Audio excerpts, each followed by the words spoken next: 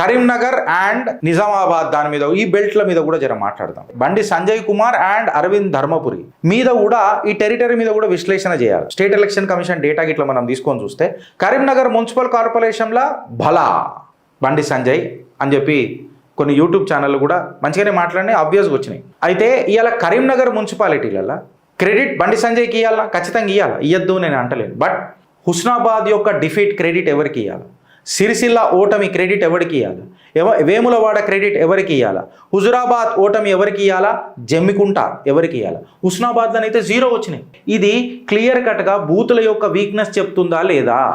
Plus centre చెప్పినా మీరు సమన్వయం పాటించాలా, కలిసికట్టు ఉండాలా, పార్టీని ముంగటికి తీసుకుపోవాలా అని ఎన్నిసార్లు చివాట్లు పెట్టినా ఈ చివాట్లు తీసుకొని వచ్చి చెదళ్లకు పట్టించి వాళ్ళ చరిత్ర కోసం, వాళ్ళ చరిష్మా కోసం ఇండివిజువల్గా పనిచేస్తున్నప్పుడు టీమ్ స్పిరిట్ అనేది కార్యకర్తలు మిస్ అవుతుండ్రా లేదా? ఆబ్వియస్గా